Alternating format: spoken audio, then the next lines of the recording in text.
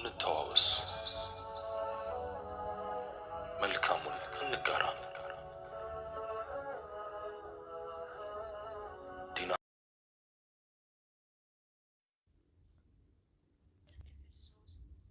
ሳምንት ያቆምነው የእሱን ፍላጎት አውቀሻል?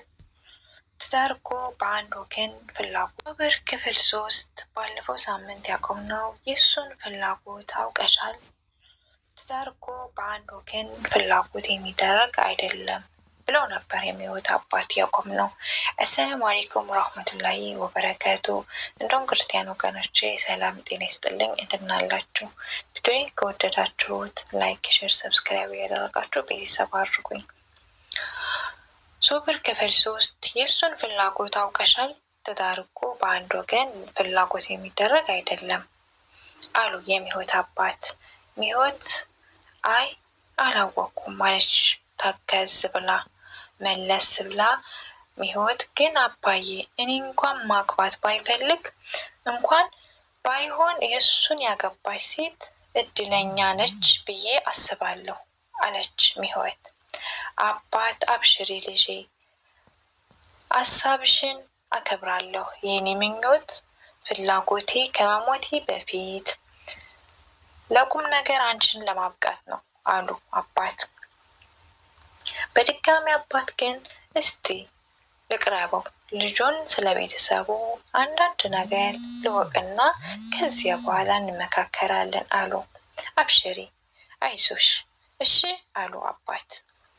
ሚሆትም እሺ አባዬ አለች ፈገግ ብላ።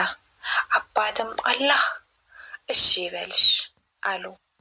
ኡስማንም አብረው ከሚሰሩ ሰራተኞች ጋር የዳዋ ትምህርት ሰብሰብ አድርጎ እየሰጠ ነበር። ኡስማን እንዲህ ይላል፣ ከምንጠቀምባቸው ነገሮች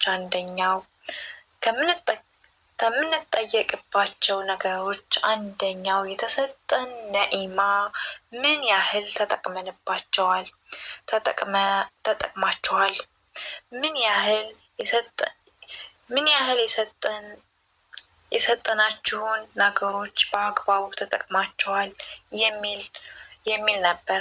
ስለዚህ ልጆች ያላችሁ ወላጆች በልጆቻችሁ ጉዳይ ላይ ተጠያቂ ናችሁ። ልጆቻችሁን ምን ያህል አሳውቃችኋል? ምን ያህል በድን ጉዳይስ አስተምራችኋል? ዛሬ እንደምናውቀው ልጆቻችን ወዴት ነው የምንልከው? ወደ ዘመናዊ ትምህርት ቤት። ከትናንትና ወዲያ የነበረው ምን እንደሆነ ታውቃላችሁ? ልጆቻችን መጀመሪያ ቁርአን እንዲቀሩ ነበር የምናደርገው። ዛሬ ግን ይህ አይደረግም አይደለም?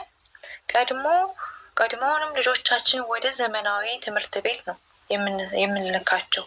ወይም ደግሞ ነጋዴዎች ሀብታሞች የሆኑና ገንዘባቸውን እንዲቆጣጠሩላቸው እና ያደርጋሉ። ከዚያ በኋላ ምን ይሆን? ልጆች ገንዘብ ይለምዳሉ።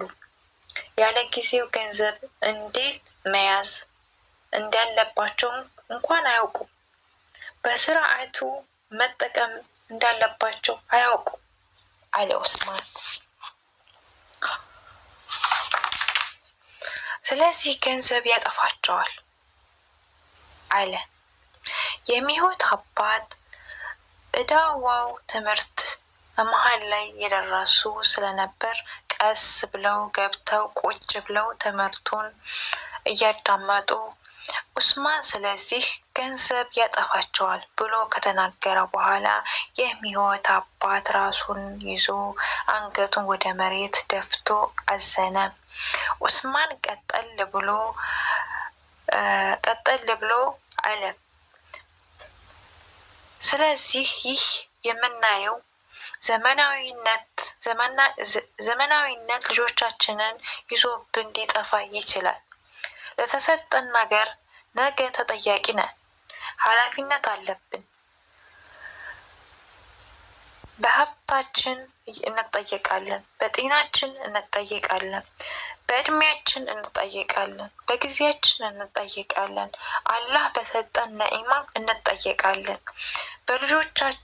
ልጆቻችን የአላህ ነኢማ ናቸው። ስለዚህ በዚህ ጉዳይ ላይ ሁላችንም ልናስብበት ይገባል አለ ዑስማን። አላሁ አክበር።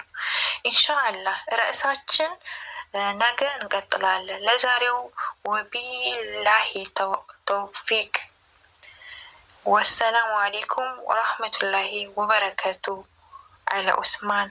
አላሁ አክበር። ተበታተኑ። የሚህይወት አባት ሲቀር የሚህይወት አባት አንገታቸውን ወደ መሬት እንደደፉ እንደቀረቀሩ ናቸው። ዑስማን በድንጋጤ ተመለከታቸውና ወደ እሳቸው ሄደ። አሰላሙ አለይኩም የሼህ አለው። ወአለይኩም ሰላም አሉና ተዘያየሩ፣ ተጨባበጡ፣ ሰላም ተባባሉ። የሚህይወት አባት ዑስማን ምን ነው ሼህ ችግር አለ እንዴ? ስሜቶ የተጎዳ ይመስላል አለ ዑስማን። የሚህይወት አባት አይ ችግርስ የለም፣ እንደው የሰጠኸው ትምህርት ልጆችንና አንድ ነገር ስላስታወሰኝ ነው አሉ። የሚህይወት አባት ቀጠል አድርገው ታውቃለህ ዑስማን፣ የድሃ ገበሬ ልጅ ነበርኩ። ወደ ከተማ ስመጣ ከአምስት ወቅት ሶላት ከጾም ውጭ ምንም የድን እውቀት አልነበረኝም። ገንዘብ ቤዛ ቤስቲን አልነበረኝም። ከትንሽ ደረጃ ተነስቼ እዚህ ደረስኩኝ አሉ የሚህይወት አባት። አላህ አላሳፈረኝም። እኔ ግን የጌታዬን አማና ተወጥቻለሁ ብዬ ራሴን ስጠይቅ እፈራለሁ። የሚህይወት አባት ቀጠል ብለው የኔ ሀብት የልጆች መጥፊያ ሆነ። ምን ያድርጉ? እነሱ የሀብታም ልጆችን በልጅነታቸው በቁርአን በነዒማ ለማሳደግ ሞክሬ ነበር። ከፍ እያሉ ሲሄዱ ግን ስሜታቸውና ፍላጎታቸውን መቆጣጠር አልቻልኩም አሉ የሚህይወት አባት በሐዘን። የሚህይወት አባት አቃቱኝ፣ ተሸነፍኩ፣ ልጆችን እያየኋቸው ጠፉ አሉ። ስሜታቸው እየነዳቸው ሳባቸው። በሲጋራ ጉበታቸውን በመጠጥ አለቀ አሉ በሐዘን።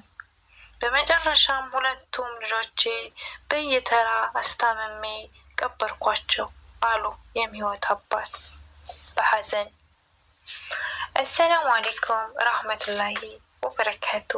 ውድና የተከበራችሁ የሂክማ ቤተሰቦች በሌላ ቪዲዮ ውስጥ የምንገናኝ ድረስ ቸር ሰንብቱ።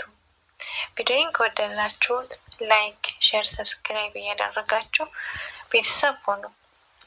በሶብር ትምህርት ያገኛችሁትን ሀሳብ ያገኛችሁትን ትምህርት አስተያየታችሁን ኮሜንት ላይ አስቀምጡልኝ። ሶብር ትልቅ ትምህርትን ያዘለ ነው። ምን ተማራችሁበት? ምን አወቃችሁበት? ምንስ አደረጋችሁበት? በእርግጥ ብዙዎቻችን ቪዲዮዎችን አናይም፣ አናዳምጥም። ኮሜንት ጽፈን ነው ቶሎ የምንረዳው እና አንዳንድ ጠቃሚ ትምህርቶችን ስናገኝ ቀስ ብለን 10 ደቂቃ ይሞላል እኮ አዳምጠን በቪዲዮ ያሉትን መረጃዎች ኮሜንት ላይ ብናስቀምጥ ሌሎችም ሰዎች ይማሩበታል። ሼርም አድርጉ ቤተሰብ።